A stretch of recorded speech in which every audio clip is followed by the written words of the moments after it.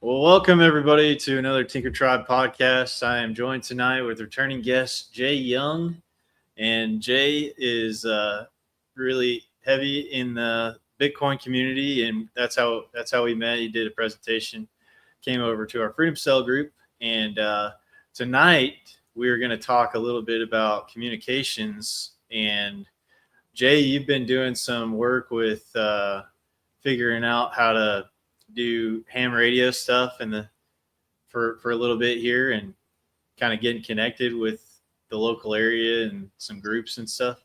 Yeah. Yeah, this has been a really good journey. So this was a little over a year ago when a local political group I'm a member of, they put together kind of an expedient class to go for several months. And it was headed by a local gentleman by the name of Bill Yell, K4IBY is his ham radio call sign. Okay. And he was gracious enough to help us understand just about the basics of ham radio. And then also the purpose of this was not just to understand ham radio, but it was also to get involved with MCOM, emergency communications in the area, and to help all of us get our technician license, ham radio technician license. And most of us were able to do that. And that was really great. So very grateful for Bill Yell, very grateful for all the other participants. And because of that, I've met some really great people in this community. So it's been a great journey. Yeah, in the area that we're at, around the Huntsville area, there's like a lot of guys that do the ham radio, amateur radio that I found, and so yeah, at Gigaparts there in town, there's a really good section of ham radio stuff. But yeah, I mean, we've looked at all the disasters that have happened. I mean, there's now another flooding event happening as we're talking in Texas. Yep. And the big disaster with Hurricane Helene up in North Carolina, and parts of eastern Tennessee, I believe. And I remember hearing a lot of talk from some of the folks that I follow, Bear Independent in particular, who runs Grindstone Ministries, where they go out and help with disaster recovery. And one of the big things that he talks about is you don't have communications. You're like dead in the water on a lot of stuff. You don't know where to get stuff to people. You don't know how to coordinate things. And a lot of, a big part of doing that stuff is like logistics. And if you don't have comms, you're in the dark. And supply chain and logistics. I mean, those are really your two primary things out there. And the ability to get the right material at the right place at the right time, that makes all the difference in the world. Otherwise you're hunting. You're just going on these long treks trying to find something wrong. But if you have actual intel to go to a place, bring a chainsaw, bring some gasoline, bring 3 people, and if they can stay for 8 hours, that's great. Grindstone Ministries, I don't know much about them, but from what little I know, they're a great organization. They've done really amazing work in this area. Yeah. There was a local guy that is connected to our Freedom Cell group, that he also heads up a local preparedness group in and around Somerville, and he was taking loads of donated items from like basically the Fredericks Outdoors out here out to Carolinas, and doing regular runs with that. But yeah, my mom and I went to Walmart, and we got a couple of large gray bins, just put in stuff that we thought would be necessary, right? Cooking, food, water, can openers, just the basics, right? Even just pen and paper, right? Because people are going to need to document something, right? Eventually. And we put them in separate bins, and we put them, I think, at that location you're talking about, because I think there was a trailer that just had an open trailer, just put whatever you can back there, and sent it out. So I was really grateful that we got to participate in that. Yeah. It was I mean, they're still got a ton of stuff going on. Seeing some videos from all the devastation that happened over there. They're still slugging away at everything over there, and it's crazy how much water came in there all at once. It's just like incredible. Yeah, and The some devastation. towns were just completely just blown away. They're just evaporated. Yeah, yeah.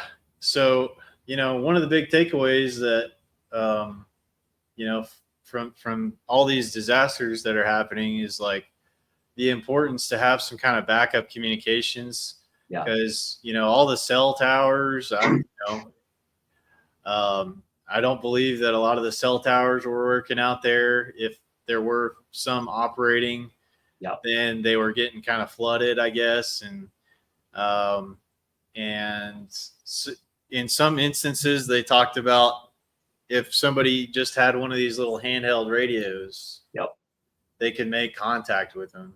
yeah, So I think it's pretty important to like. This is how I've started. I've started with Evan Dixon. He has a company called Radio Made Easy, and he was at one of the Self Reliance festivals. And he has a whole like service where he'll set you up with your Baofeng radio and get it all pre-programmed yeah. with all the local frequencies on there, and Hmm. um, and yeah, it's like you said, for practicing this stuff, like getting your technician's license, I think is something that you can do.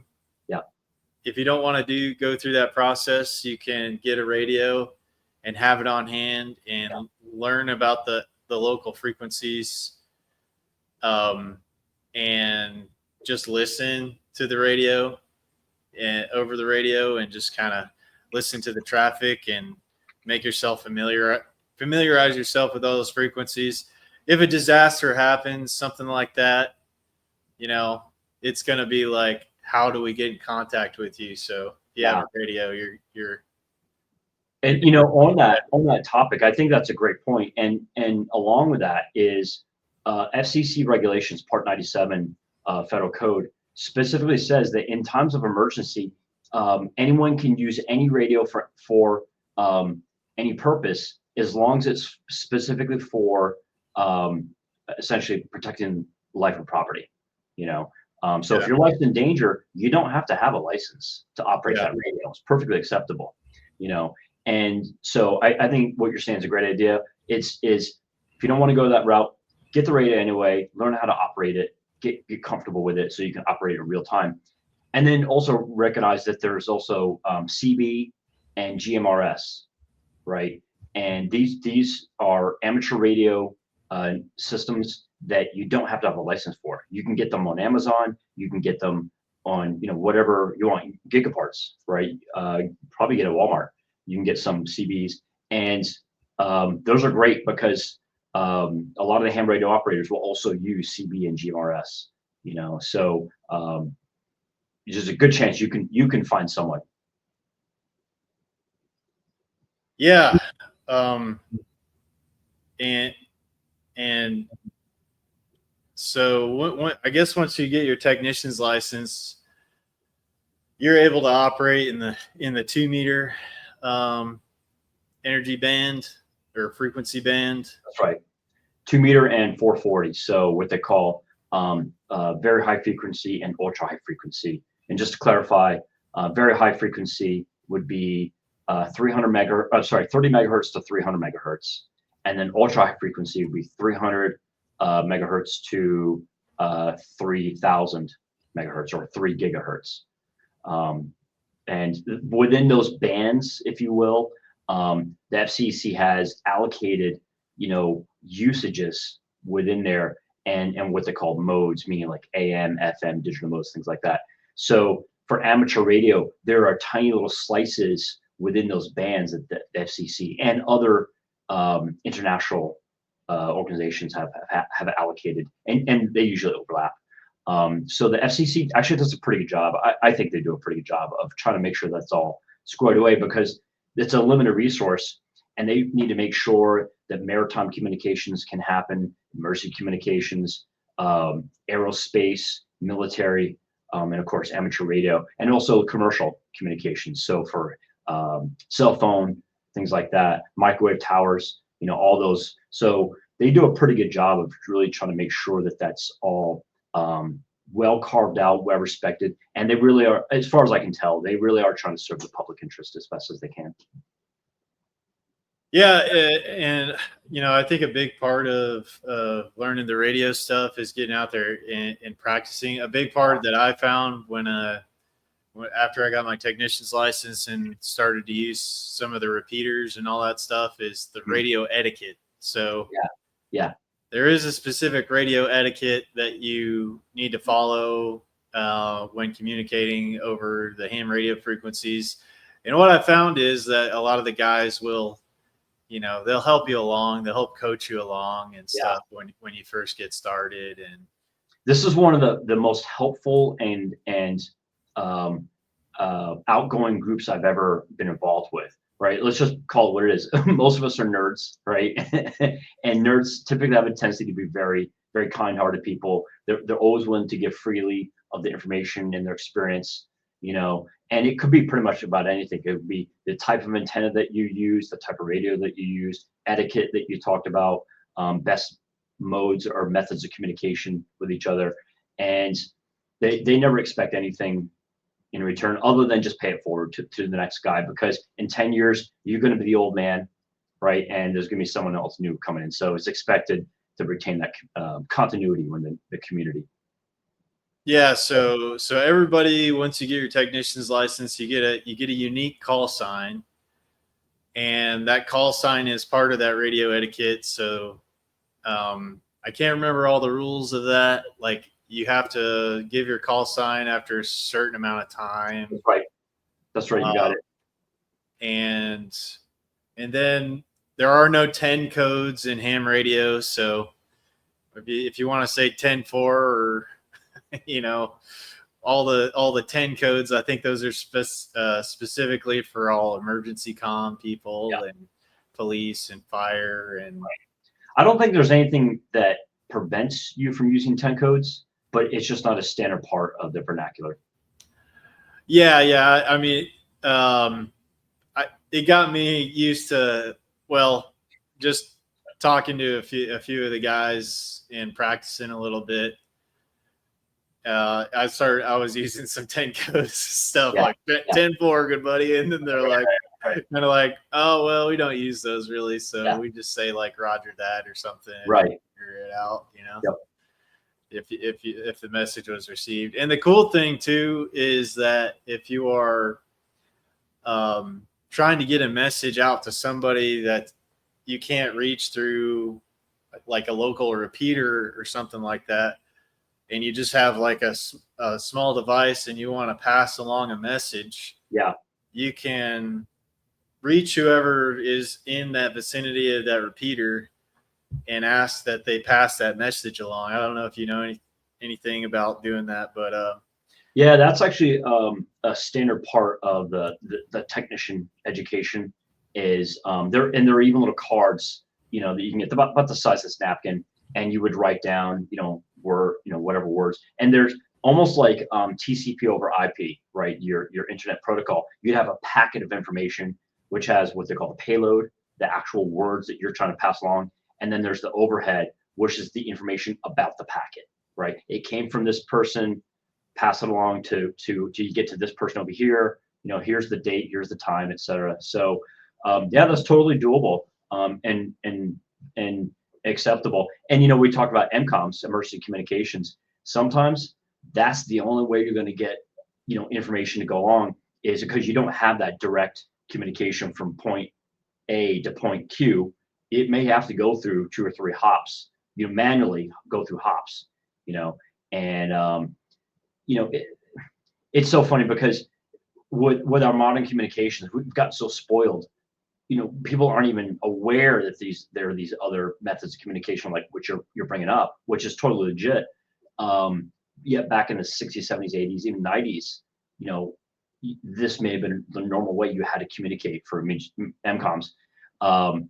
And yet when the fit hits the shan, that's pretty much going to be the only thing that's available to you, right? So you better at least done it once, tried it once. Everybody got a plan until they get punched in the mouth. That's so Right. Mike Tyson says. Yeah, That's right. yeah, yeah. So there's two types. I guess there's one of the things that I learned when I took the test, and then kind of getting to understand it a little better is that there's simplex and then there's duplex Correct. communications. So maybe I know simplex is like I am going to attempt to contact your radio directly, Correct. make a direct contact with somebody directly. Yep. And then when you talk duplex, you're talking about using a repeater to boost your signal to a larger area. So, yeah. So not only are you using the repeater to boost your quote unquote boost your signal, but you're also letting the repeater get you to another place that your original signal couldn't get to because of an obstacle. Yeah. Typically, it's going to be you're in a valley or there's a large hill, so there's a virtual shadow behind that ridge. So obviously repeaters will typically be put on the highest point you can get within that area, and that makes a huge difference in there. And yeah, that would be kind of in that duplex area. So the signal coming in, I'm making up numbers right now. The signal going in that you're sending from your radio, maybe 440 megahertz, right? And the signal going out from the repeater is 441 megahertz, right? So your reception and transmission on the repeater are two completely different frequencies, and you have to have that, right? So that you can have real-time communications between person one and person two. Yeah, and I also to be able to use the repeaters, you have to program in your radio a certain dial tone, I believe, to be able to access that repeater. Yeah, think of it as a key. Your as an encryption key, if you will. Yeah, so that's really important. So if you are wanting to, reach out to a repeater, they'll have like an offset tone or something. I think something like that. Yeah, there's different I think 2-3 different protocols for that. One is called PL, private line. I forget exactly, but basically you program them in your radio, right? So it sends your main message, which may be 440 megahertz, and then you've got this other frequency way down below, maybe only in the hertz range of 150 hertz. But it is that control tone, and it lets the repeater know this is a legitimate transmission. Go ahead and open your relays and allow the transmission to go through. Yeah, and without that tone, it won't whatever go through that repeater. So yep, you're only going to be within the range that the power output of your radio is going to pick up with somebody around that area. So yeah, and it's a great idea because this really it makes your communications deliberate, right? So someone could go through and they could finally go through every single frequency in the amateur radio section and then try to just push out a signal. But if that repeater doesn't get that control tone, then they don't retransmit.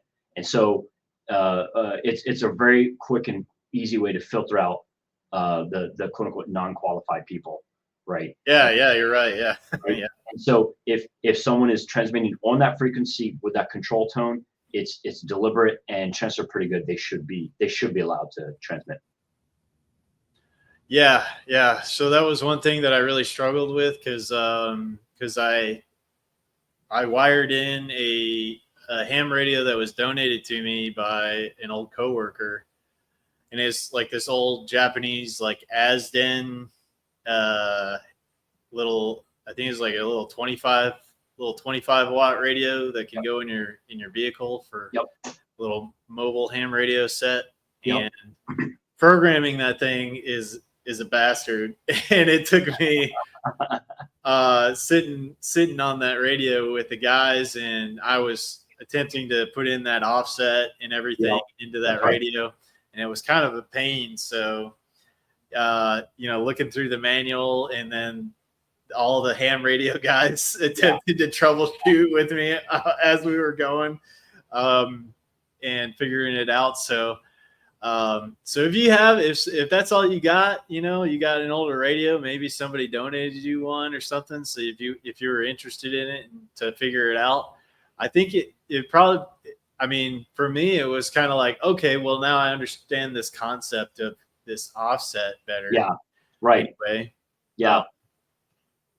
So I think they can be good learning tools Yep. if that's something that if you want to get started with, and you want to get an older radio or something like that and play around with it and just kind of start learning with it. One of the concepts we have in the ham radio community is something called Elmer, and this is a person who's your mentor, if you will, and it could be formal, informal, whatever.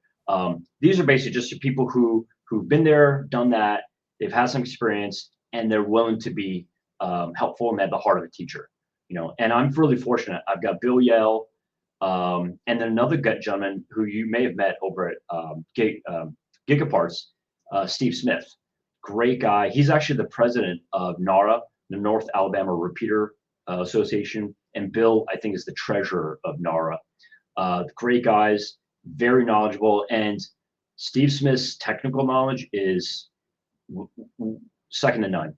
Really, really impressive individual, and just one of the nicest guys I've ever met. So he gives classes, by the way, for the viewers. He gives classes for free over at Gigaparts, and it could be about meshtastic. It could be about repeaters, how do repeaters work. It could be about Aries, races. It could be how to get your technician, how to get your general, or they'll even cover specific chapters in the technician handbook or the general handbook. And he and others around him just do this for free, right? Because they love the community, they love the hobby, and they know it's that important. So having those Elmers is great. Well, I mean, it's a benefit to the whole community to have more people that are knowledgeable about this stuff, because if there is an emergency, then you have people that are able to pass communications along and keep, things maybe turning something that's chaotic and kind of bringing some order back to things. Because if everybody's just running around, we're using basically the sneaker net, which is running from place to place, passing messages along. It's a lot more efficient if you can get those messages out further. Yep. So. Yeah, and it's basically that is, we've all heard of Metcalfe's law, right? Which is the more nodes you have in a network, the more valuable the network becomes. And we know this with cell phones, internet, Bitcoin, right? I think we see the power of Metcalfe's law really intensely in ham radio, amateur radio, because you get one more person in a net, and it can significantly increase the reach and the power, of your group, and really, getting away from sneakernet, right? Right. Now, as far as like being able to stay under the radar with stuff, like you're not going to be able to do that over ham radio. Like you're broadcasting a signal, it's going out to everywhere. Yep. In plain text, you cannot encrypt information over ham radio. It's illegal. Right. Yep. So these things, these are little meshtastic, little devices that a buddy Steven printed these out, assembled these little guys, made a few of them. Yep. And they're really cool. They can pair up via Bluetooth with your cell phone, and in the event of like cell towers going down and everything like that, the more of these little nodes that are around, the more ability that you have to pass text communications around. So this is basically a little radio that's sending out little packets of data. Yeah. And whenever it hits another node, it passes that packet of information along to that node, which whenever it sees another node, it's going to pass it along. So this is these are just a little handheld thing that you can carry with you, that will pass that information along whenever it sees another node. Yeah.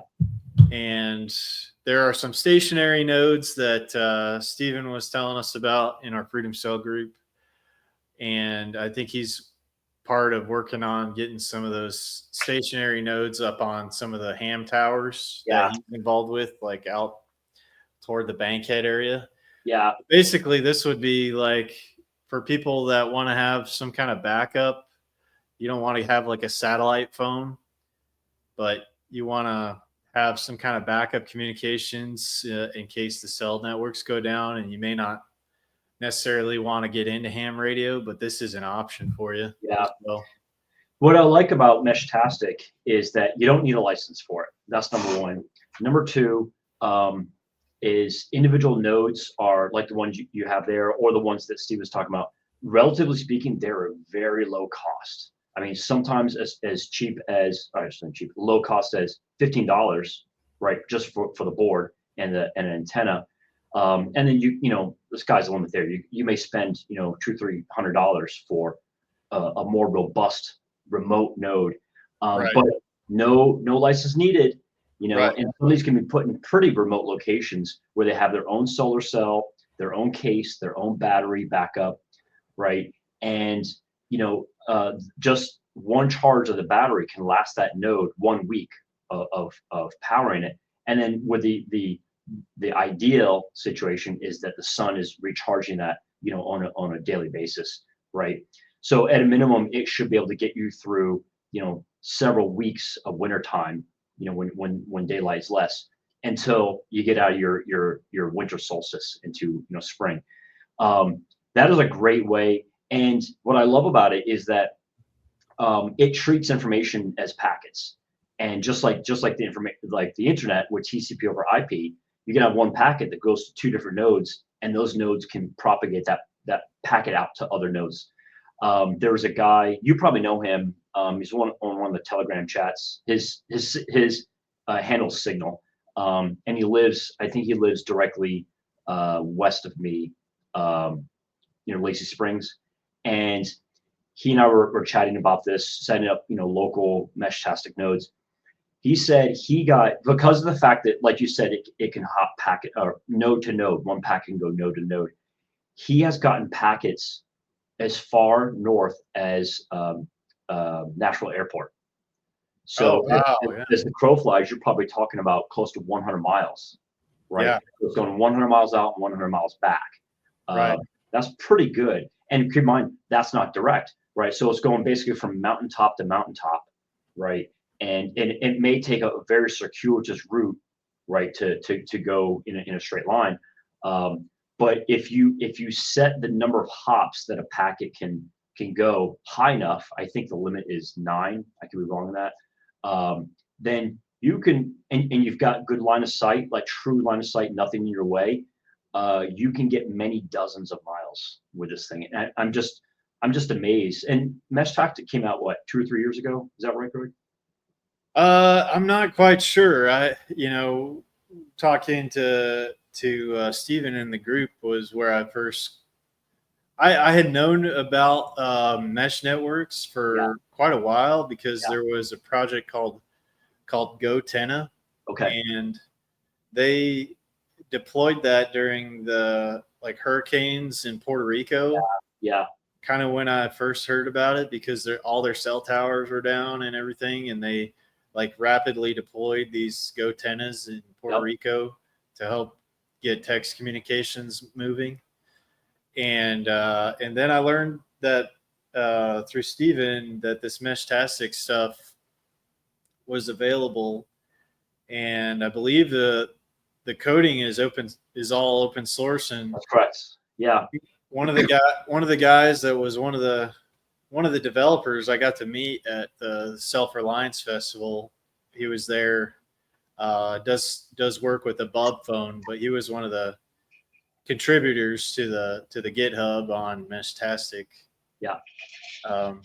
So, and just to clarify for the audience, Greg is correctly saying it's text messaging, and it is. It's strictly text messaging. It's very low power and very low data throughput rates. Right. So it's not voice, it's not high fidelity, it's not voice quality. But for what we're talking about, and I think Greg's putting this in the proper perspective, is that this is about getting the right information to the right spot, to the right place. It's low fidelity, right? But I don't need high fidelity. I need, send me 5 cases of water at this point, right? And that's it. And if you could send 2 guys, to help with cleanup, that'd be great, right? It's never going to replace cell phone. It's not meant to replace cell phone. But it can create this virtual topology over a pretty wide area, and we don't have to have two, for the most part. You don't have to have 2 nodes that qualify each other, right? We can set these nodes up in such a way that they can be completely open and transparent with each other, and they're just passing along data packets to each other. Conversely, and Greg already knows this, but for the audience, we can have 2 nodes that they're set to private, if you will, so they can only communicate with each other, right? Or you can send packets that go through a particular protocol that is encrypted, if you will, and that's perfectly legal, perfectly fine, not a problem. So what I like about this is the hybrid approach, if you will, is it can be open and that's perfectly acceptable, or it can be encrypted, that's perfectly acceptable as well. And I was speaking with the mayor of my town about this and saying, look, I know it's a little on the nerdy side. I know it's maybe not as popular as romantic as having a 50-watt ham radio, or having the police and the ambulance, stuff like that. But I really think that we should consider having some concerted effort where we put up at least one really tall meshtastic node that can cover almost all of New Hope, or at least 2, right? And then show people how they can do like what you're talking about here, where you have your cell phone and then a meshtastic node which connects via Bluetooth, and people can actually communicate with each other. We will not only get communications within New Hope, which will be important for MCOMs, but also outside of New Hope. We can go to Owens Crossroads, we can go to Hampton Cove, and I think that's really important, is that we encourage people to act on an individual basis, and because of the nature of Meshtastic, it will create the topology, organically. We don't have to have, it's not necessary to have a top-down approach. It be completely grassroots. Yeah, and that's one of the reasons why I wanted to get this out there, is because, like myself, I was unaware that this existed. So it's important to have some kind of backup communications. In a crisis, becomes really important to have that. And seeing all the recent natural disasters that have happened, I believe that it's better to be prepared and kind of have a game plan for that. Be more proactive. Yeah. In Alabama, we have so many tornadoes here. It's crazy as well. And 2011 was a real wake up call for me. Yeah. I heard 2011 was a real butt kicker. Yeah, if you were around during that time, it was it knocked out so much power across the state. Statewide thing, tornadoes all across the state. Some of the high tension lines in Decatur all went down, so pretty much no power for a couple weeks. Yep. The pumping stations, once they ran out of diesel, I think, as their backup, then they were no longer pumping water up to the water towers. So once the water towers drained out, there was no city water. So at that time, we were doing water collection. Mm. And so we were actually in a decent little spot, because we were able to kind of just cook on the grill and had enough water to flush toilets and to wash our hands, and some backup, bottled water stuff. and so we were able to like kind of stay out of the rest of the crowd. There were a ton of people Yeah. fleeing on I-65 going north, and it pretty much like came to a standstill from what I remember going north on I-65 because everybody was trying to get out to maybe get a generator or something like that. And a lot of people were panic buying stuff, Yep. and it got to be a little crazy. But what I did witness when that all went down was a lot of people getting together and help. There were more people getting together and helping each other out than there were people being crazy and bad Yeah. and doing bad Yeah. stuff. I will say there's one of the things I love about Alabama. I think there's definitely more of a sense of community here, even with people who you don't know. People are way more willing to help each other out in this area. Um, have you read the Church of Latter-day Saints Survival Guide? No, It's really no, good. It's a PDF you can download. And they added in one chapter after Hurricane Katrina went through New Orleans. yeah, And there was basically this was a personal retelling of a person who lived there. And they talked about what you just talked about, people getting on 65 and trying to get out, and everything came to a dead stop. That's the guy who wrote that chapter had the exact same experience. He said they got on, I forget whatever the interstate was. They got on and immediately became a parking lot. And he said the best thing that people did, and he was one of these people, was they were able to take country roads to a bug out location. A friend of theirs had plenty of land, plenty of water, and they basically just set up camp there. And everyone had to bring your own fuel, your own cook gear, your own houseware, et cetera, tents or RVs, et cetera. But he says, I got plenty of water. You can just hang out. It's remote, so security through obscurity, right? And that worked out well. And so just that alone, avoiding the malls, avoiding the stores, avoiding the main roads, huge help. That was a lifesaver, a literal lifesaver for them.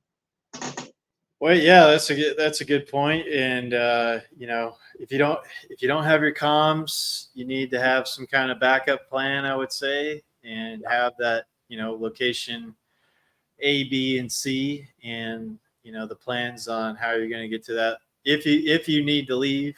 Um, I think if you can if the area is not like totally devolved into complete chaos, which Yeah.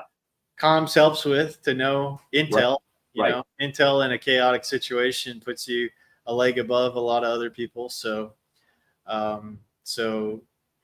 and being able to share that intel with the people that are around you, the best, I think probably one of the best courses of action is you have good enough of relationships with the people that are around you that you tell them, okay, hey, I got the radio, man, and like we'll figure out how to move stuff around. Maybe you got extra radios you can hand out to your neighborhood, and be I what do they say? You rise to the amount of training that you have, or something Right. like that. Yeah. You fail to your most amount of training, or something like That's right. that. Yeah. And so, if you're the one that has some training and you have some idea of what to do, you can kind of step up and be kind of help calm people down in Yeah. your local area, and kind of come up with a game plan, I think. You are the one-eyed man in the land of the blind at that Yeah. point. Yeah, it's like that Twilight Zone episode. I can't remember what the title of it was, but it's like aliens come down and they start shutting off everybody's power, and everybody starts freaking Yeah. out, Yeah. and Right. everybody starts kind of like turning on each other, starting to devolve into turning on each other, and like the aliens are sitting back here being like, we don't have to do anything. We just took them over. They took over themselves. Yeah. It was a controlled experiment, right? That the aliens were engaging in. Yeah, they were doing some experiment on the humans in this little town. And this was like the 20th time they've run this experiment, and they see the same pattern over and over again. Those old Twilight Zones have such like great Yeah. lessons, moral lessons, and just cool, interesting scenarios, like sci-fi scenarios and stuff like that. I was actually watching one the other night where this guy wanted to build a replica a robot that was like completely human, and he succeeded, and he like basically like cloned himself as a robot, but the robot didn't know that he was a robot. But that was back. I don't know when those early Twilight Zones were out, maybe like the '60s or Those were something the like 60s, that. yeah. And it was at the height of the Cold War, so there was a lot of paranoia going on at the time. Yeah, but they still ring true till today, man. It's human nature. That's all it is. That's That's all what it Robert was. Irwin did. He just took human nature, plugged it in its situation, and just upped the voltage on the situation. That was it. Right, right. Yeah, and yeah, like I wasn't I wanted to go volunteer out at the Hurricane Helene thing. I think there's still plenty of opportunities to go out there and do that. But that's one thing that Bear Independent talks about is like if you want a real test for your preparations and stuff like that, is to go volunteer in a disaster Yeah, situation. yeah. It's a wake up call for sure, and I think it's a motivator, and it's also a great learning experience. Like, oh yeah, I didn't think that could go out. I didn't think that could go out. I would need this. That's something that I'm actually interested in starting is with my little piece of land that we're building a cabin on it, and one of the big ideas for the property is to be able to host like skills training events and things like, hey, let's bug out to the property and let's practice doing our communications with radios and Yeah. different survival skills type stuff, and you're working together as a team. And Did I introduce you to my buddy Andy? uh I think maybe is he Uh, the guy that's around the area in Crane Hill? uh, I'm not Or sure who it is, but he is in not far from Pulaski, Tennessee, and he is pretty adept at survival. He's done quite a few classes in this, and he's pretty comfortable with that sort of thing. I should so I can make an introduction with you guys. He's one of my co-hosts for my Bitcoin meetup, and great oh, okay. guy, really cool, really easygoing, and maybe that's something that there could be some collaboration there, Yeah. like whether it be actual execution or just planning. It's like, hey, here's some factors to consider. So if you guys want, I'd be happy to make an introduction. Oh yeah, I'd love that. Yeah. Yeah, I've been wanting to. I figure we start small with folks that want to show up and want to learn, Yeah, and we start it as a small thing, and maybe we can continue to grow it because I think going to the Self Reliance Festival and all that kind of stuff, and I think people really start to bond together they more do. They do. when I we're put think through kind of a there's the storm awareness. together. I was going to say that I think there's the awareness that there are others who want to be helpful. They want to serve others. Yeah, yeah, and that's kind of been a theme throughout several of my past interviews is like how you can add value to those around you, Yeah, and you get a really good feeling out of when you're able to get outside of yourself and help some other people out. It gives you a really good feeling to be able to know that you're needed in a community, or people have value in what you do, and you can add value to them, and uh, doing some kind of service thing is like a really a really good way to get more connected with the people around you. yeah, yeah. It's so much of life is networking, right? You just got to get out there, try to meet some people. Maybe you connect, maybe you don't, but there's no there. You're just fishing, right? You just got to throw the catch a line and maybe hook something.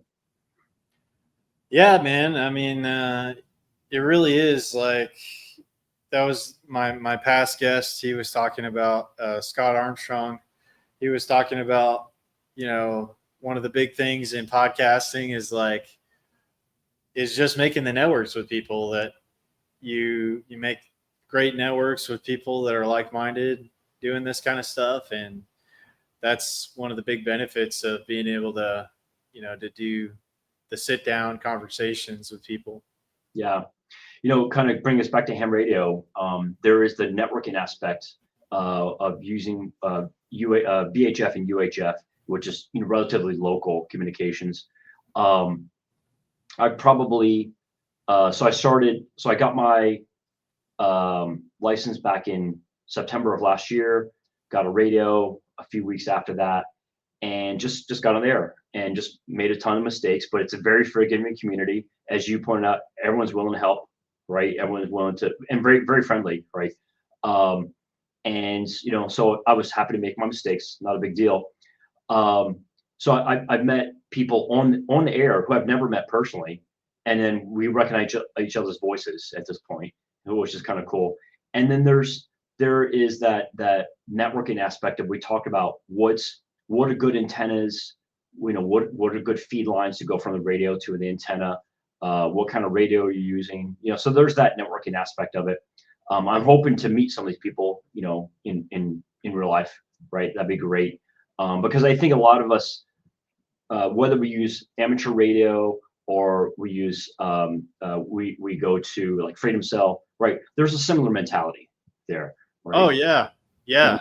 And I think there's that desire to be of value to others, to serve, and to share information. So I can safely say nobody wants to see other people suffer. Nobody wants to see other people go through some really bad times, right? And we're all willing to help each other.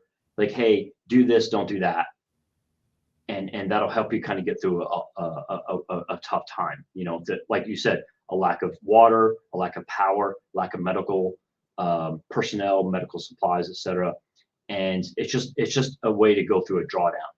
And that's the thing I think I really like about this community in general, right? And whether it be ham radio or whatever, it doesn't matter.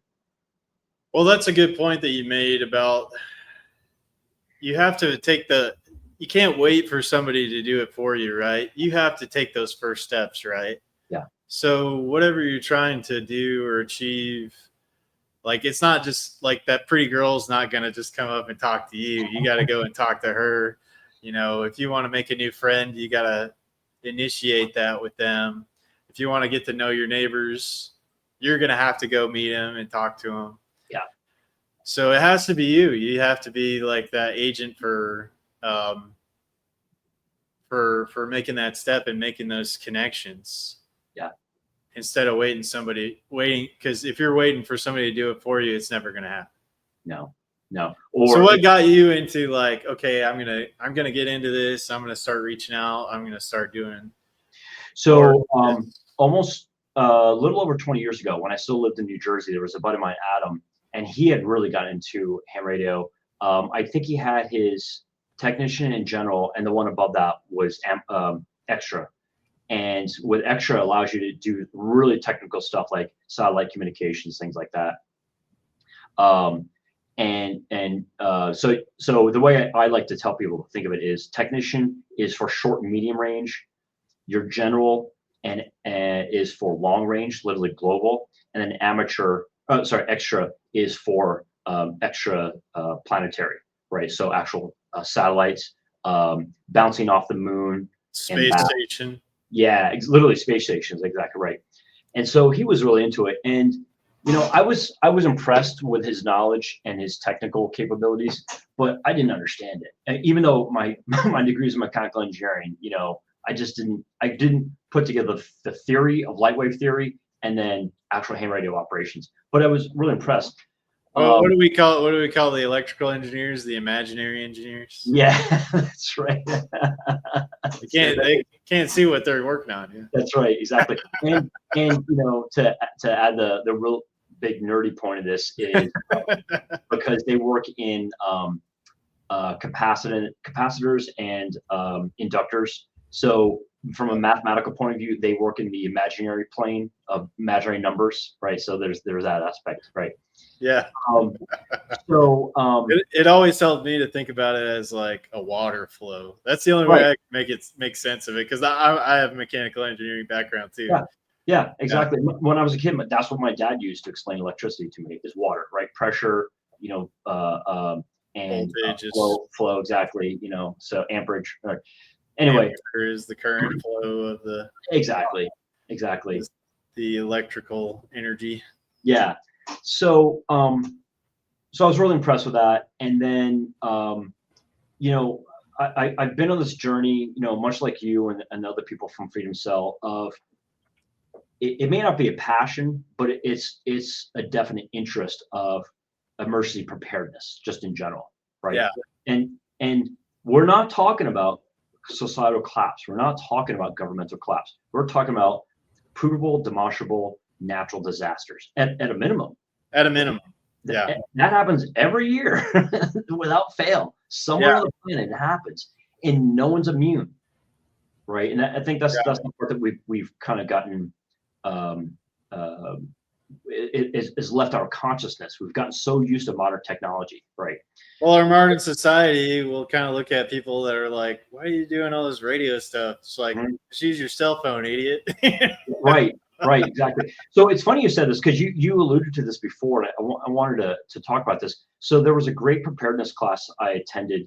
It was a presentation. It was back in Seattle, and there was a colonel out of Joint Base Lewis McChord, and he was basically in charge of coordinating disaster preparedness between the military and civilian. And I thought it was a really cool convergence on that Venn diagram. And he had a great presentation. He talked about something that I did not think about, but he was 100% right, which was you have your cell towers, which we think of as these large arrays on top of a large tower, right? And it transmits in a disk around there. That's one way, but there's another type, which are microwave communications, and those connect point to point. And you have to get those lined up exactly. And so what can happen is a lot of your traffic, cell phone traffic, can go through those microwave towers, all right? Because they have such high rates of information transfer, data transfer. Well, what can happen, and we know about the West Coast, is it's very prone to earthquakes. And it doesn't have to be something that brings down buildings. You can have two microwave towers, and they can be offset just a little bit because of a little bit of change in topology, and those those microwave towers cannot communicate with each other anymore, and it may take days or even weeks to get them refocused back on each other, right? In that amount of time, your topology has had a serious break in there, and so and in that area is called the Cascadia subduction zone. And this is something that goes out into the Pacific Ocean right outside of Washington State. And so you can have something that happens in the Cascadia subduction zone in the Pacific Ocean, and it can cause problems hundreds of miles, from there and going inland. That's a significant thing. And, kind of goes back to what you're alluding to. Your technology doesn't mean anything at that point because everything gets funneled through one little microwave tower, right? And you're screwed, right? Well, you better have those handy talkies like you had. You better have, some sort of device that's parallel. It may not be high fidelity. It may not be high data transmit throughput, right? But it's something. It's something that you can have. And and here we have a guy from JBLM in the military, which literally has hundreds of billions of dollars worth of spend. Our Department of Defense, and here he is telling us, yeah, you could be stymied by two microwave towers not being in alignment with each other. Like, okay, yeah, that'll put a knot in your knickers for sure, right? So there's that sort of thing, and then going. So I was already in the mindset of getting ready for bad times, and this was just for me because I was there by myself. I didn't have any family there at the time, and I think it was so important. I think we each have a responsibility to at least be able to take care of ourselves. Anything less than that is sophomoric, right? It's just irresponsible because we're inherently saying something bad could happen to me, and you have to carry me. I'm putting my responsibility on your shoulders, and you are responsible for carrying me. And we've all heard the joke, When we try to tell people, hey, you need to get ready. No, I'll just go to your house.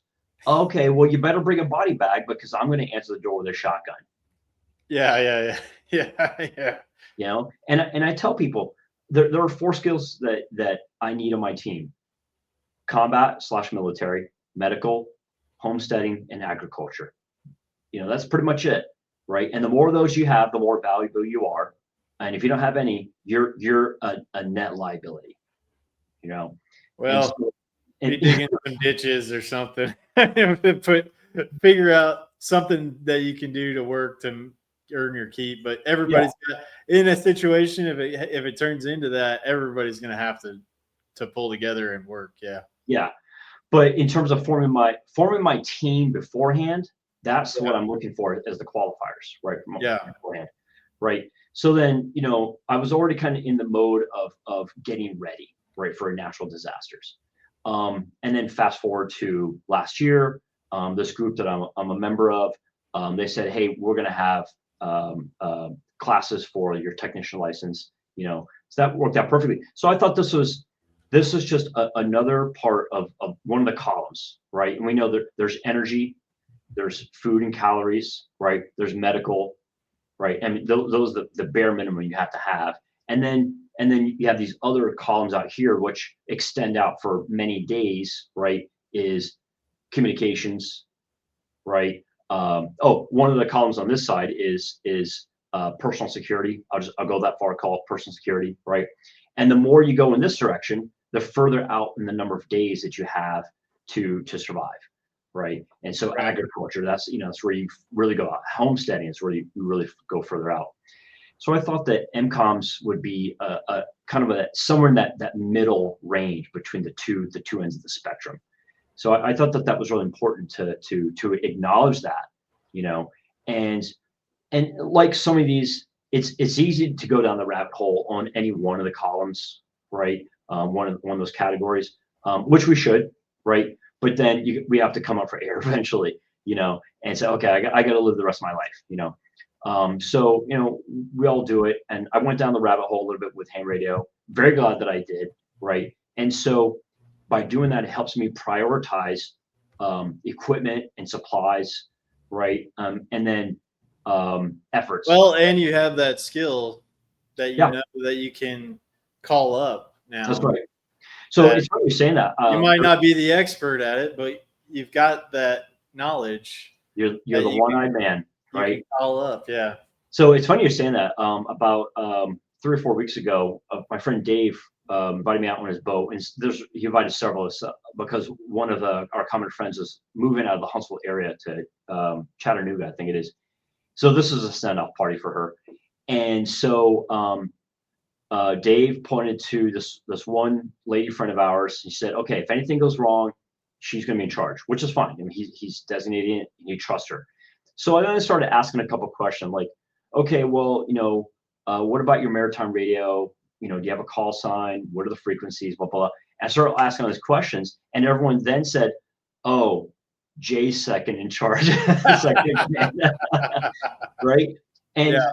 I'm not an expert, but like you just said, having just a little bit more and knowing some of the protocols, right, between maritime communications, emergency communications. They know I was an Army combat medic, right, and be able to coordinate all these things in the moment in real time. There's definite value in that, and I think that's really important that most people they don't think about because they have offloaded and they've abdicated their responsibility, right? Right. And to institutions. And in normal everyday situations, that's perfectly fine. We do that all the time. We offload law enforcement for security, right? We offload medical for ambulances and hospitals, right? We offload personal finance for banking, right? So we do it all the time. It's perfectly fine. There's nothing wrong with that. And we offload networking for the internet, right? And so I think that there's an aspect of there's the one side of convenience versus knowledge, right? I know something really well, and most people they're strictly on the convenience side of the spectrum, and then there are the nerds like us who are like, okay, yeah, I'm going to use the thing because it's convenient, but I'm definitely going to spend some time over here to learn how these things work, and maybe even get some knowledge and get some equipment and get some practice on that. So when the fit does hit the shan, and I am forced over to this side of the spectrum, right? Then I can say, okay, I'm not perfect, but I can operate with some competency You'll on there. be more of an asset than a liability, like you were saying. Mm-hmm. Yeah, and so at a minimum, my highest priority at this point is make sure I'm taken care of. Second priority is make sure I can be of service to my parents who literally live down the road, and that was a very strategic decision for them to be this close. So we're talking about a little over a quarter of a mile away from where I live, and make sure that they're okay. And we have food, water, etc., security. And then what's outside of that is the town. Be of service to. Well, I should say the street, and then the town, right? And outside of that is NCOMs, right? Emergency communications, and just being able to coordinate. And, so here's an example. And this spring and summer has been the wettest, coolest spring and summer in a long time, right? Yeah. And what comes along with that is a lot of storms. And Yeah. how many, Greg, would you say probably 10 tornado watches, 10 tornado warnings that we've had, in just in 2025 alone, year to date. Well, I get on the ham radio, and I'm trying to communicate with people. I'm trying to make sure. Trying to show you my ham radio here. Trying to make sure that we're communicating with each other. And when on Aries and Races, they spin up their network and they say, hey, there's a storm watch, there's a tornado warning, right? And people who were in my ham radio class, we're operating like we're getting spun up when we're contacting each other, whether it be by cell phone, we're texting each other, or by ham radio, and we're trying to send You're getting the practice in, yeah, exactly, get the reps in, right? And so there is the aspect that's, yes, it's real, but then there's other, like, okay, but when it's really real, when the fear really does hit the shan, we've gone through the reps, and we know how to spin up a network, we know how to operate with a net, and we know how to close down a net, we know how to report good actionable intel on a net, and so I think that's so important that a lot of people lose sight of is, and you said this outright before, is they get I had never thought about ham or radio communications until I started getting around some guys that I'm currently around, so yeah, it's important, and it doesn't have to be a lot. I mean, every week there's probably 4 or 5 nets, ham radio nets that open up in northern Alabama, right? And they're just getting through reps. That's all it is you get in, you practice opening a net, saying what the protocols are. You have your standard vernacular, like you talked about before, your lexicon that you're using, and then you go through, you record it, and then you shut the net down. And it may be 20 minutes, right? But you're doing reps. And at that point, and when I first got in there, I was nervous because I didn't want to mess up. I didn't want to mess up someone else's net, right? Yeah. But you know what? Suck it up, Buttercup, right? You just got to get to the reps. Yeah. So I think that was so important. And so I think it's getting comfortable with being uncomfortable. I think that's so important. And for that group of people who I was telling you about, we got our technician licenses together. I'm the only person who gets on these nets with any sort of consistency. And I keep telling you got to get in there, be willing to make mistakes, and just get in and just get used to it. And by the way, you're going to meet new people, and they're great people. Yeah, you're right. And I think one of the things that you talked about there is the abdication of responsibility. And I really think, like, especially folks that, hold the principles of wanting to become more free in your life, freedom comes with all those responsibilities. Yeah. Like and I don't know who did the quote, but I think it went something like, most people will sacrifice their freedom for comfort. Yeah, or security for their freedom, right. It was which either Jefferson or Franklin. Those who were willing to sacrifice their freedom for security will receive deserve neither. neither was receive neither and deserve neither. I'm paraphrasing, but it's something like that. You Yeah. know, and it really, I think you and I were very into some really great philosophy here, and it's around civics, right? And it gets into Adam Smith's book, The Wealth of Invisible Nations, Hand, Wealth of right? Nations. But the Yeah. book he wrote before that was Moral Sentiments, right? Is you better have a moral people who have pretty well defined and life oriented value system first. What, if you don't have that, you cannot have a wealth of nations because capitalist system is only for moral people.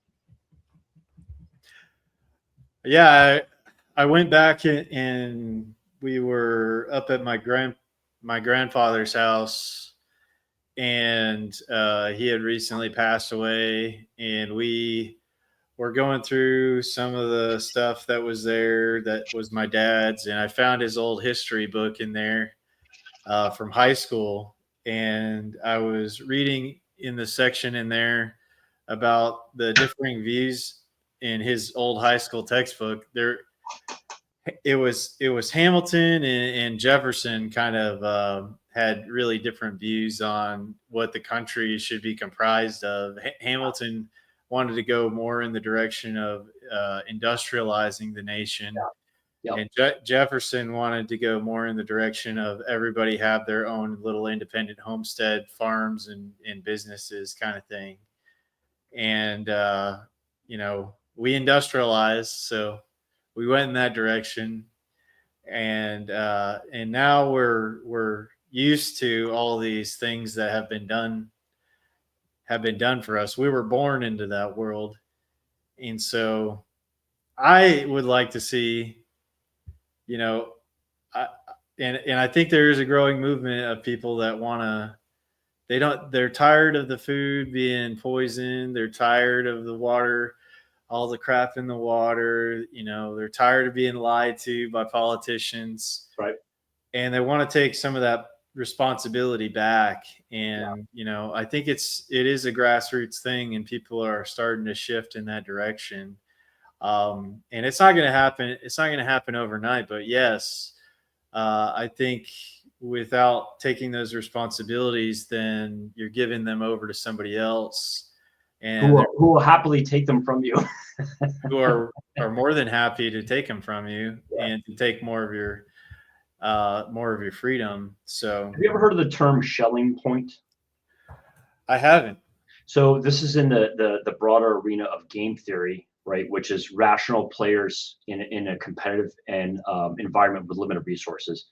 And Schelling point is basically a I'm gonna try to paraphrase as best I can. It's a commonly arrived at decision amongst players who did not have prior communications with each other. So the most common example would be if you had two people in New York who don't know each other, total stranger to each other, and you say, okay, you have to meet somewhere at a specific time. Where do you go? And there's no communication between them. Both parties, on average, they're going to say, I will meet the person. I will go to the information booth at Grand Central Station in New York at noon. Like 90% of the people in New York will do that. And that is a Schelling point in its own right. And the reason I'm bringing this up is I think when you talk about grassroots efforts, in many ways those are Schelling points, and we're starting to see that is what you call out, right?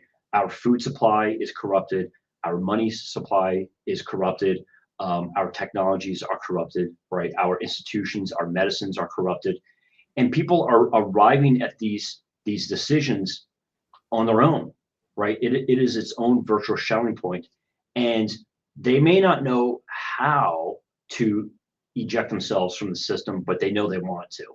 And I think that the Tinker Tribe podcast and Freedom Cell and a lot of what I do around Bitcoin, we all have our own thing, right? That we're pretty decent at, and we're all trying to serve the greater community and help people eject themselves from the system. Yeah, yeah, because I feel like it's when you look at a lot of everything that's going on, it's like the only way to win the game is to stop playing. Yeah, It's right. to stop being afraid, to stop being afraid of everything that's coming your direction, because we fundamentally are have a lot more capabilities than we give ourselves credit to, and it's a lot of it has been the programming that we've gone through in our modern society through the education system, and a lot of these ways where creativity is kind of taken out of us for us to, like a prisoner can't see um, the cage if it's in the mind. So Right. It really is Plato's allegory of the cave, right? They don't know they're in the cave, and they don't know that they're being given projections or shadows of the real thing, and they're not seeing the real thing itself. yeah, perception is reality. More Yeah. and more that becomes clear to me. To bring it back to ham radio, I will say that one of the things I really appreciate about ham radio is that the vast majority of it, I'd say like somewhere between 90 and 99% of it is all grassroots, and we have people who are willing to spend thousands of dollars of their own money to buy their own equipment, from private companies, ham radio companies, and they'll spend the money on the equipment, and they'll spend the time on the training. They'll spend time with others to help them get up to speed. Bill came here to my house, and he did a site survey, and he helped me determine where I need to put my 30-foot antenna mast, and what antennas I can put on there. He didn't have to do that, you Yeah. know. And so I think that's part of this, is that sense of community that happens. There's that Schelling point of a desire for people want to. I found that in the right environment, people want to take on more responsibility, you know. And you talk about the mind being, the first person, right? And in the right environment, people will rise to the expectation. This is something I learned from Rush Limbaugh, years ago. Is if you expect more from people in a good and positive way, they will, for the most part, they will rise to the occasion. And it really is a matter of surrounding ourselves with the right network. And it's why I appreciate Freedom Cell, so much, and some of the other groups that are in North Alabama area as well. Is there's that natural support, and we all expect greater things from each other, and consequently, people usually rise to the occasion. Yeah, there's so many different groups that you can get involved in. I mean, even if you go down to the local farmers market, you'll probably find some folks that are into the same kind of stuff that we're talking about right now. And Yeah, it's funny.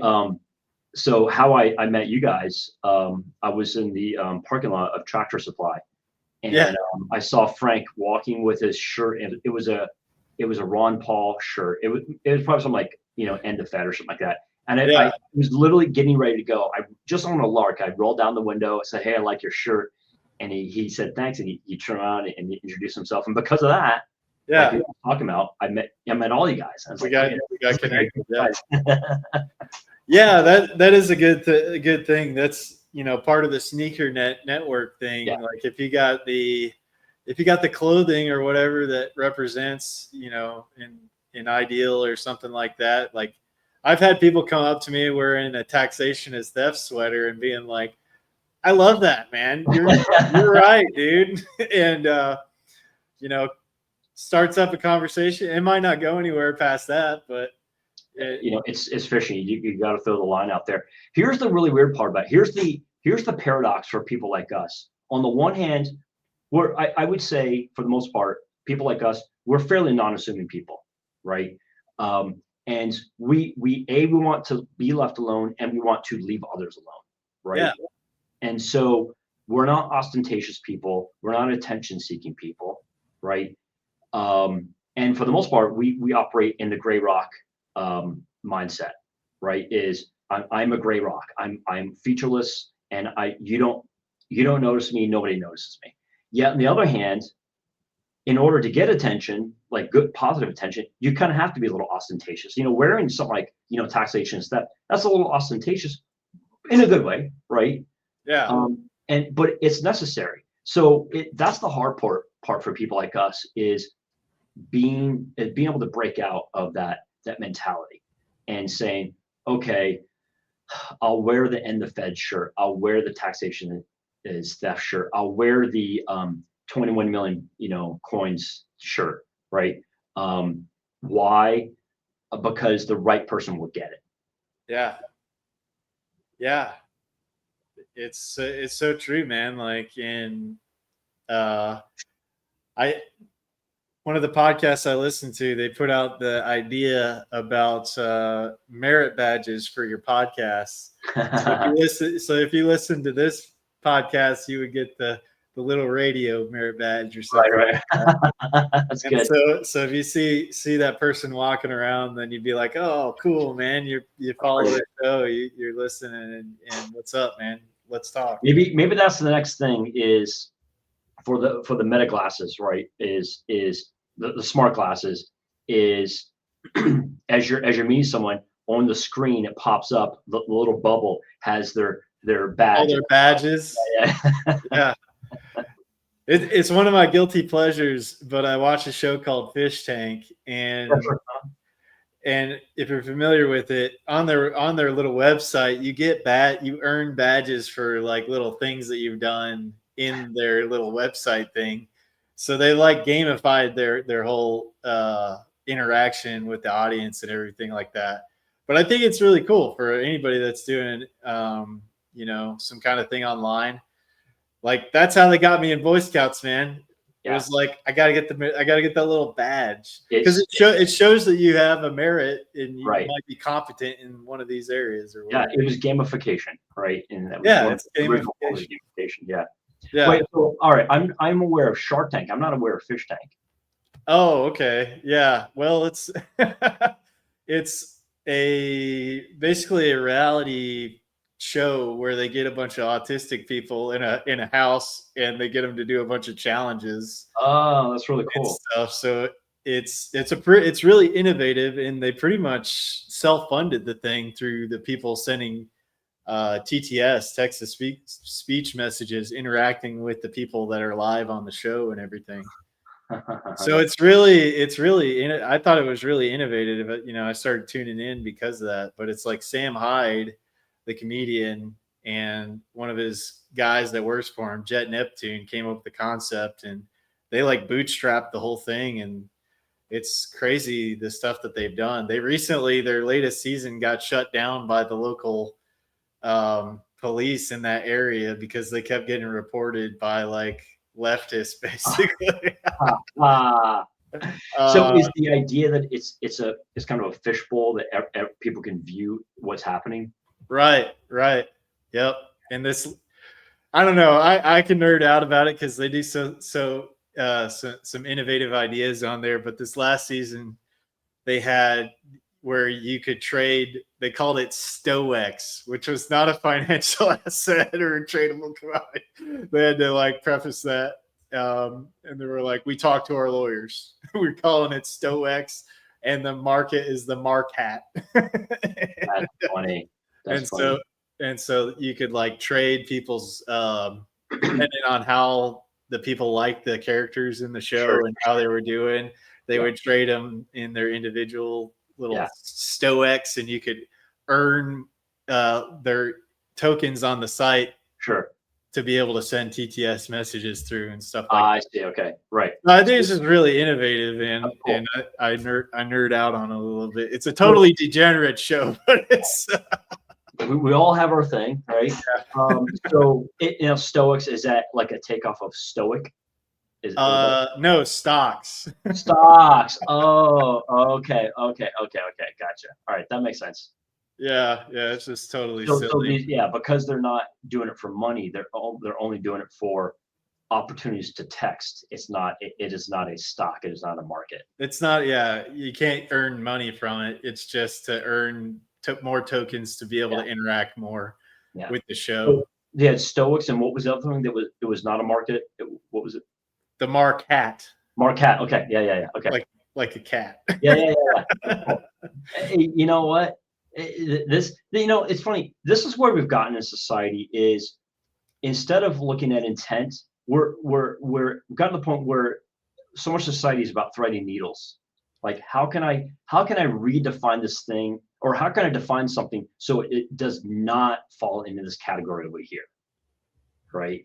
And so much around the SEC and the FTC, and the CFTC, right, are around, oh, we want to manage this thing. And you take a look at who was the former SEC, Gary Gensler, right? And he was originally in charge of the CFTC, Commodities and Futures Trading Commission, right? And he, because of his leadership, he grew the size of that administration, or that agency, and its control. And then he was put in charge of the SEC, and he definitely grew that agency and grew its control. And so much around crypto assets is trying to thread that needle, so it is neither on the CFTC nor the SEC side of the house, right? It's trying to get through that, and it's like, oh my gosh, you spent so much freaking time, trying to define this thing in such a way that it is not a stock and is not a market. It's a Stoics and a Marquette. Right? Okay. Yeah. Oh, well, while you're here, man, you recently got to go to the Bitcoin Las Vegas conference. That's right. Yeah. Ross was there and gave his speech. How did all that go? Who was there? Ross Ulbricht was there, yeah. right?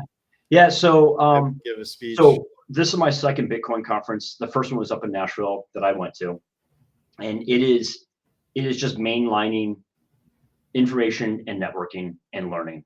I mean, it is just constant, drinking from the fire hose. It's a great experience. I'm glad that I'm not in sales and that I don't have to do anything like that, because I could not survive. I barely slept. And I was really fortunate that Andy and I were able to link up. He drove out there, I flew, and we were actually able to link up with 4 other people who we already knew. And so that was great. So we kind of went as a loose party, right? And at any one time, so first off, this was at the Venetian, which I think is the largest hotel casino in Vegas. Oh, wow. And they have the facilities for hosting events, huge events. There were 30,000 people there, and they had so many rooms and so many spaces that at any one time there could be as many as 7 or 8 presentations happening, And so we really had to go through and curate the list and find out which we wanted to go to. For the most part, Andy and I, we stuck shoulder to shoulder because we have a lot of the same interests. Sometimes he'd say, I'm going to go do this one. I'm like, okay, I'm going to do this one. So, and then we just meet back. It was great. And there was a key difference between last year's and this year's. Last year was about getting some governmental recognition, right, and getting some, I'll say, SEC recognition, right? So there were the ETFs that came about, right, that the SEC approved and allowed these ETFs like BlackRock to create shares where they buy Bitcoin and then they tokenize the ownership of that Bitcoin. So that wasn't good, and there was a lot of the philosophical aspect of Bitcoin. This year, it was definitely more about Wall Street acceptance of Bitcoin. So a lot of it was around the idea that Bitcoin is the most pristine, not just the most pristine asset, but the most pristine collateral, which can be used for borrowing and lending.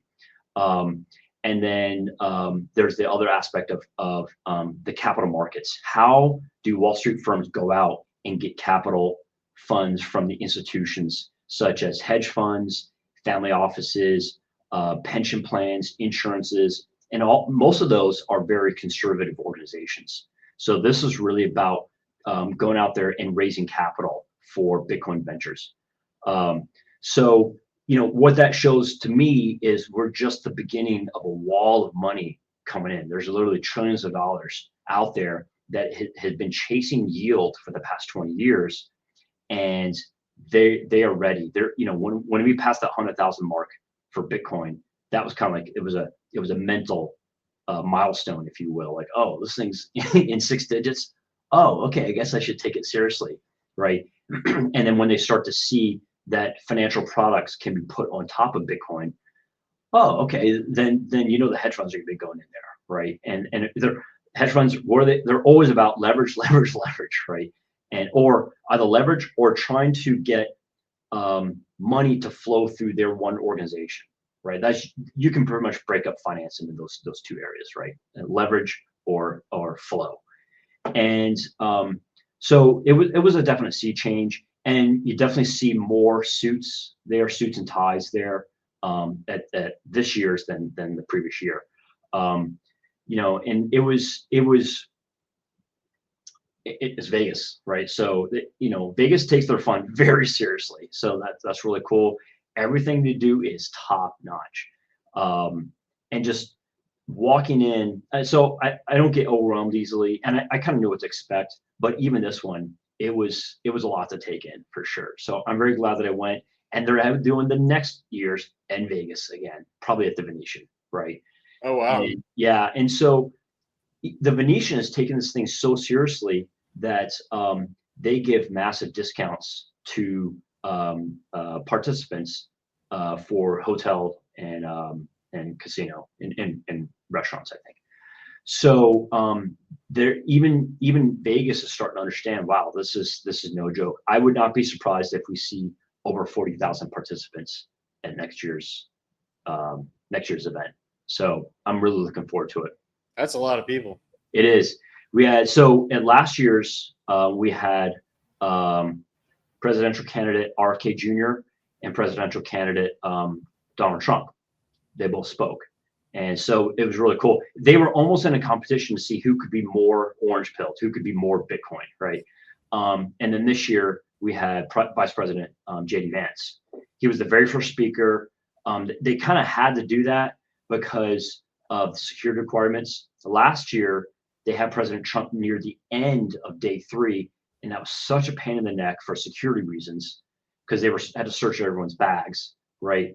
And sometimes the line just to get into the room where President Trump was going to speak the next day would be like 3 hours long. It's like, okay, come on, you got to kid. So they learned their lesson. They had the VP show up. The very first speaker, they got all the security requirements out of the way, and then after that, security was very, very lax. So I was very happy they had that lesson learned.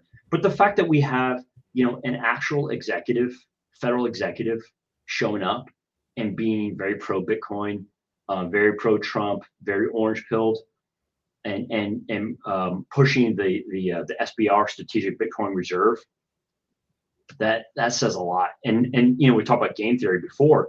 That's what we're getting to now, is the sense of a slow boil is starting to develop between countries of who's going to be firstest with the mostest with getting Bitcoin on the balance sheet. So it's not just individual companies, privately held companies. It's now publicly held companies that are getting Bitcoin on the balance sheet. We're getting family offices. We're getting sovereign wealth funds that are getting Bitcoin on the balance sheets. And we're getting countries that are carving out spaces for strategic Bitcoin reserve, almost like a strategic petroleum reserve. That says a lot. So game theory is really starting to ramp up at this point. So, I mean, it makes me question, because the Federal Reserve can't totally print out money like it's oblivion, but are they gonna integrate that into a Bitcoin backed thing or something like that? Yeah, that's a very insightful question that you have. So there's something in the Bitcoin community called the speculative fiat attack. And it's basically where an organization, an institution, borrows fiat currencies, US dollars, or whatever, euros, yen, whatever, and they borrow that, and they use, and let's say they borrow it and make it up under 8%, right? And then they buy Bitcoin with that. So they're basically selling a constantly depreciating asset and buying a constantly appreciating asset. And the reason why they call it an attack is the idea is they're using the system against itself, right? And for the few who kind of get it, like MicroStrategy, Michael Saylor in MicroStrategy and MetaPlanet in Japan, they understand, oh, I'm just going to continue to borrow money, fiat currency, and buy this pristine asset for pristine collateral, and I'm going to engage in a speculative fiat attack. And they're the pioneers. They're the first ones kind of doing this. They're the tip of the spear, if you will. And the idea is eventually game theory is going to catch up, and then we're going to start to have, more and more institutions, i.e. privately held companies, publicly held companies, insurance companies, pension plans, 401ks, et cetera, start to realize, oh fudge, we are way behind the power curve on this thing, and we need to start allocating cash dollars from our balance sheet, our treasury, into Bitcoin, and put that into long-term holdings on our balance sheet and actually count them as assets, and that is a huge thing. Whether they do a speculative attack where they're borrowing fiat to buy Bitcoin, or they're just trading dollars that they already own for Bitcoin, either way, it doesn't matter. There is a wall of money coming, and so I think that's that's important, and we're starting to see. And I hope I'm getting back to your question. We're starting to see instances of not just the hedge funds, the speculators doing this, but the very conservative side of the house, right? So your utilities are starting to use the pension plans who represent the workers in the utilities, right? They're starting to pick this up. Insurance companies are notorious for being very financially conservative, right? They have to be. They're starting to put many of these insurance companies. I think there's a company out of Boston. They've been putting Bitcoin on their balance sheets, right? Because they've seen what happened over the past 5 years is our dollars have taken a 40% hit in purchasing power. Well, I can take a true realized 40% hit in purchasing power, or I can risk 40% change in the price of Bitcoin, but then 2 years later, it's up 100%, right? Like I'll take that risk all day long. So is Bitcoin going to ultimately keep the Federal Reserve in check? Yeah. So all right. So I apologize. I didn't answer your question. So the fiat speculative attack is one aspect of it, and to answer your question, I think eventually yes. There are people like Raoul Pal who talk about the idea that we may not ever get rid of fiat currencies. What we may end up having is a totally open ledger around fiat currency, and then an open ledger of Bitcoin, and there's that tie that one Bitcoin represents $1 million in fiat, right? And as long as the ledgers are open and people can see that there's that hard tie, that it's always $1 million equals one Bitcoin, then that's fine. And then the Federal Reserve and the U.S. Treasury and the federal government have a natural constraint on them, right? And that may be one way. And I don't know if it will or will not, but I think Raoul is. I think it's reasonable speculation what he's saying. And the reason why I think it's reasonable is because dollars, especially electronic dollars, are very easily exchanged. I could send you, something over Venmo or Cash App. It's dollars, right? Very easily. That is a great medium of exchange. Conversely, we may move over to what's known as the Lightning Network, and I can send you actual Bitcoin, over the phone. It's not a problem. And I think eventually what we're going to see, and I'm going to try to tie this in, is we're going to see the death of banking, right? Because in order for me to send you money right now, I have to go through some centralized service, and typically it's through some sort of banking. There's some sort of banking service on the back end of that. Whereas with Bitcoin or the Lightning Network, it's totally decentralized. It takes out the bank, the middleman. Yeah. And they call that disintermediation, right? You don't have the intermediating, central power in the middle. Well, in Um, some ways, you kind of are. You still do have the exchanges that are acting as the middlemen, but you yeah, don't. You don't have to use the exchanges. You could go yeah. directly to another person. Yes, exactly. And you know what we tell people in my meetup is use the exchange, get the dollar or exchange your dollars for Bitcoin and get them off the exchange. Get them in your own wallet as quickly as possible. Yeah. So I think that if we talk about banking, there's basically three layers of banking. There's your typical mom and pop and regional banks, right? So Redstone, right, or Regions Bank, or um, you know Boeing Employee Credit Union (BECU), right? These are your mom and pop stores. Your next one are your commercial banks. So these are your Wells Fargo's, your JP Morgan Chase banks, your Bank of Bank America. of America. Exactly. And these are the ones that have special dispensation by the federal government because of their ability to buy bonds. And we can get into that in another day if you want to. And they're the ones who can print money very easily because of fractional reserve bank. We all know about that, right?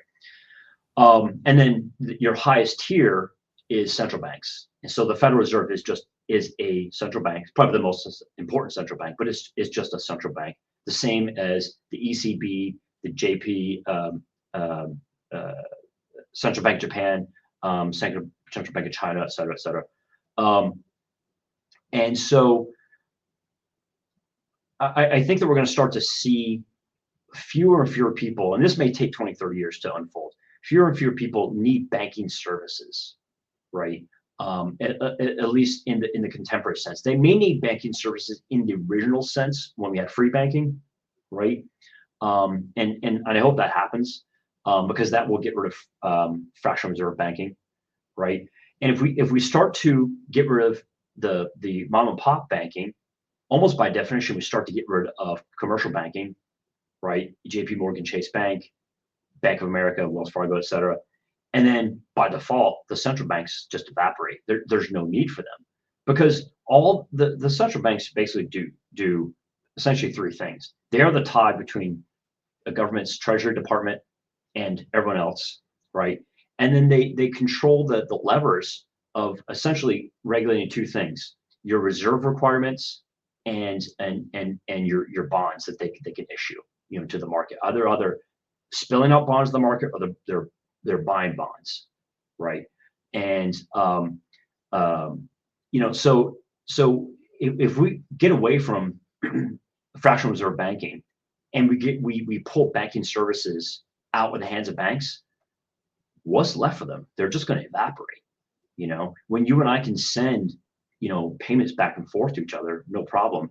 I could see institutions such as Visa being around because there's always a need to offload risk, right? So let's say you're a vendor and I'm a customer.